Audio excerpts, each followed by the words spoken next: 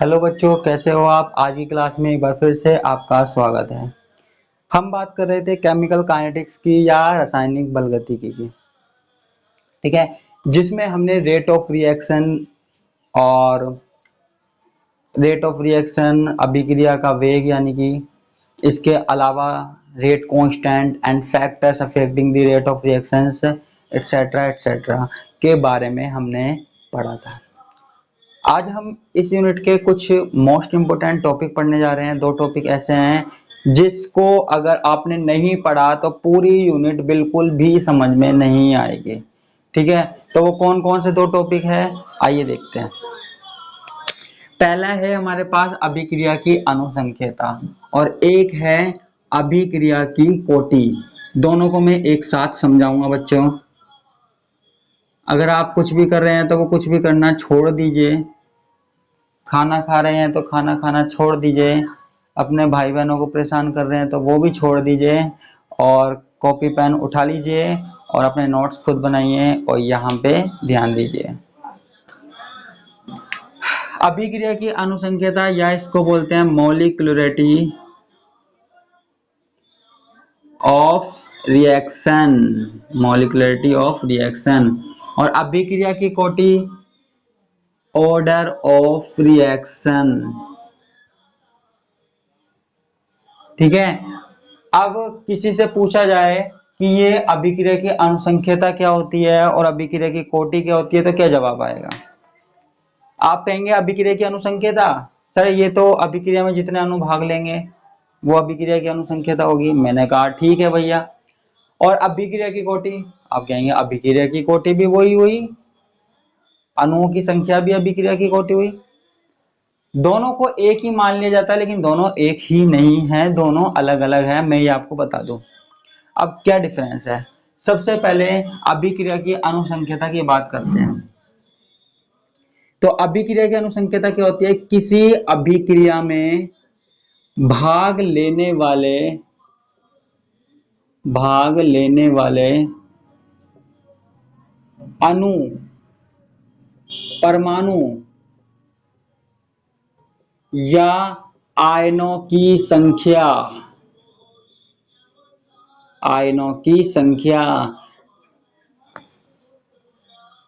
in any chemical reaction, number of molecules, atoms and ions is called as molecularity of reaction।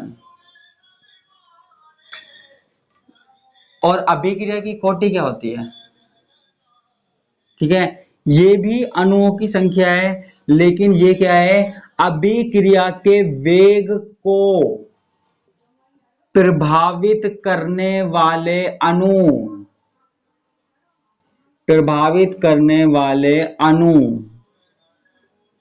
या अणुओं की सांद्रता क्या कहलाती है, अभिक्रिया की कोटि कहलाती है बच्चों। ऑर्डर ऑफ रिएक्शन कहलाती है। क्या कहलाती है, ऑर्डर ऑफ रिएक्शन। अब आप कहेंगे डिफरेंस क्या क्या है। देखो, कोई अभिक्रिया है, कोई रिएक्शन है, मान लो जैसे हमारे पास है A प्लस बी प्लस सी और इससे बन रहा है कोई प्रोडक्ट बन रहा है, कोई उत्पाद बन रहा है। इस अभिक्रिया में कितने अणु भाग ले रहे हैं, 3 अणु भाग ले रहे हैं। तो इसमें अभिक्रिया की अनुसंख्यता मॉलिक्यूलरिटी ऑफ रिएक्शन कितनी हो गई, 3 हो गई, 3 हो गई। ठीक है, और यहां पर अभिक्रिया की कोटि क्या है, जैसे ये कोई 3 अणु भाग ले रहे हैं तो इनमें से कोई 1 या 2 अणु ही प्रभावित कर रहा है, या हो सकता है 3 अणु भी प्रभावित कर सकता है। अभिक्रिया को 1, 2 या 3 अणु प्रभावित कर सकता है, यानी कि अभिक्रिया की कोटि 1, 2, 3 या 0 भी हो सकती है। समझ में आया, नहीं आया। मान लो कोई क्लास है, मान लो मैं किसी को पढ़ा रहा हूं, कोई क्लास भरी पड़ी है, उस क्लास में जितने भी बच्चे बैठे हैं उनको मान लो अणु, मैं कह देता हूं ये सब है अणु। जितने भी बच्चे बैठे हैं वो क्या है, अणु। ठीक है, जैसे मेरे पास बच्चे आए 10 तो मैंने कहा ये 10 बच्चे क्या है, अणु हैं जो क्लास में भाग ले रहे हैं, जो क्लास में अर्थात रिएक्शन में भाग ले रहे हैं, वो है अणु। ठीक है, लेकिन यानी कि उसको हम बोल सकते हैं अभिक्रिया की अनुसंख्यता। लेकिन उसमें कुछ स्टूडेंट ऐसे हैं जो क्लास को प्रभावित करते हैं। हो सकता है कुछ इंटेलिजेंट हो, पढ़ने में अच्छे हो, वो ज्यादा क्वेश्चन पूछते हो, मुझे परेशान कर देते हो, या फिर कुछ ऐसे हो जो बिल्कुल भी ना पढ़ते हो, जो बिल्कुल भी ना पढ़ते हो और क्लास को डिस्टर्ब करते हो, क्लास में डिस्टरबेंस करते हो, तो उसको हम क्या बोल देते हैं, अभिक्रिया की कोटि। ठीक है, क्या बोल देते हैं, अभिक्रिया की कोटि। समझ में आया कि जितने भी अणु हैं, जितने भी बच्चे हैं वो क्लास में हैं, जो बच्चे हैं उनको मान लो अणुओं की संख्या, और उनमें से जो कुछ खुराफाती है जो क्लास को प्रभावित करते हैं उनको मान लो अभिक्रिया की कोटि। ठीक है, उनको मान लीजिए अभिक्रिया की कोटि मान लीजिए। ठीक है, अब पहले मैं बात कर लेता हूं अभिक्रिया की अनुसंख्यता। अभिक्रिया की अनुसंख्यता को कई भागों में बांटा गया है, जैसे एक अणुक अभिक्रिया या यूनिमोलिकुलर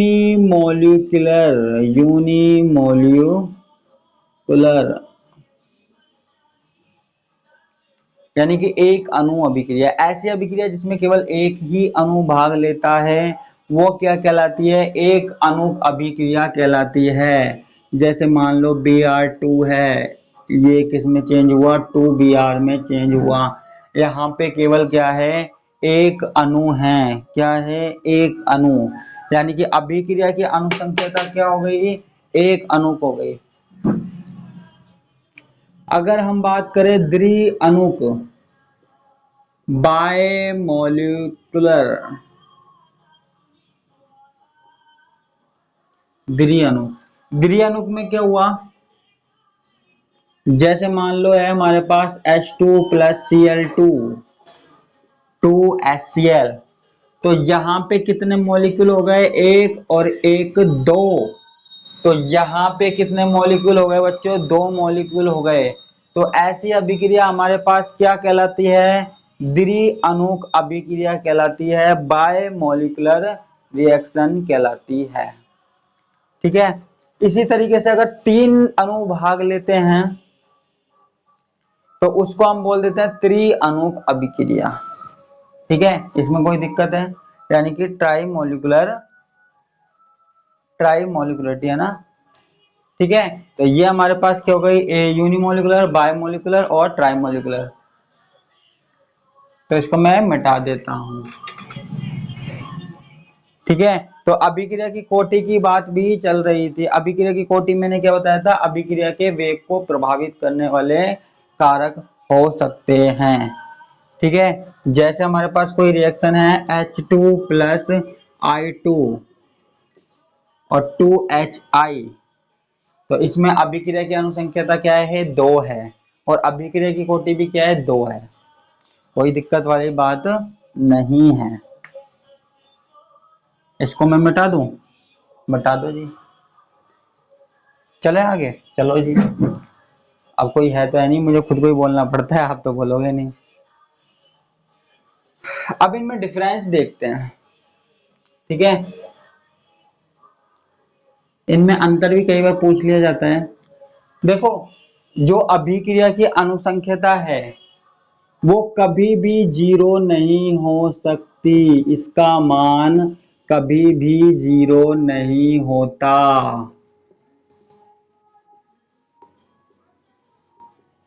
ठीक है, क्लास में अगर कोई स्टूडेंट ही नहीं होगा तो मैं किसे पढ़ाऊंगा, पूरी क्लास है, क्लास खाली पड़ी है, मैं पागल थोड़ी हूँ जो पढ़ा रहा हूँ।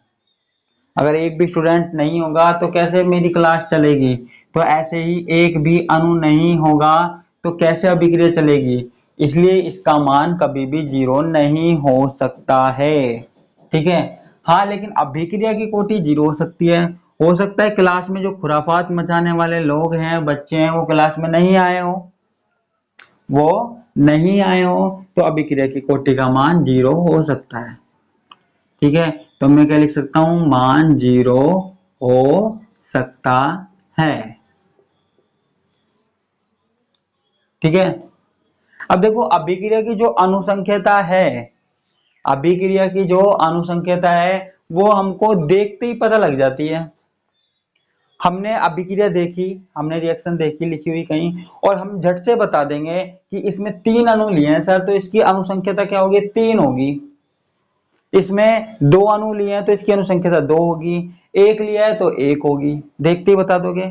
ठीक है, तो जब किसी चीज को देखते ही बता देते हैं तो वो क्या होती है, सैद्धांतिक होती है। तो इसमें लिख सकते हैं इसका मान सैद्धांतिक होता है, यानी कि थियोरेटिकल वैल्यू है, थ्योरी से भी बता सकते हैं। ठीक है, लेकिन अभिक्रिया की कोटि को कब बताओगे, अभिक्रिया की कोटि को तो तभी बताओगे आप जब आपको अच्छे से पता होगा, जब आपको अच्छे से पता होगा तभी बताओगे। और वो कैसे पता लगेगा, प्रैक्टिकल से।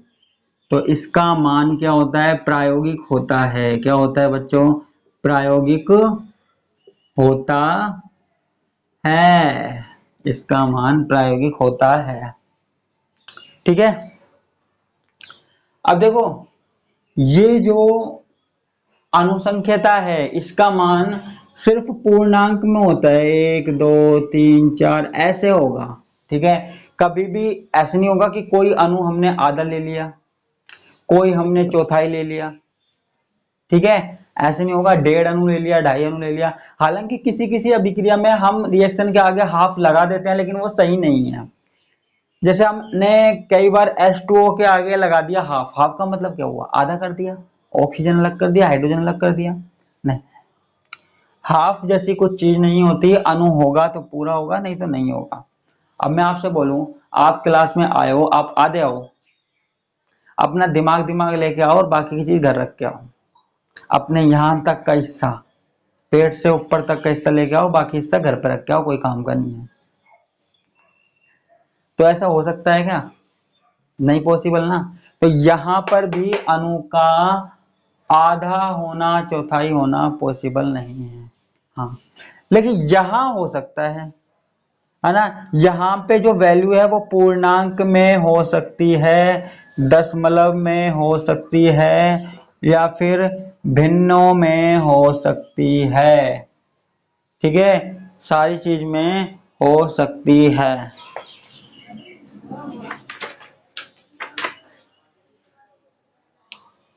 ठीक है, तो ये हमारे पास कुछ अंतर हो गया, आप और भी अंतर निकाल सकते हो इसमें, ऐसी कोई दिक्कत वाली बात नहीं है। ठीक है, तो ये हमारे पास बात हो गई अभिक्रिया की अनुसंख्यता और अभिक्रिया की कोटि की। बता दो, बता दो जी।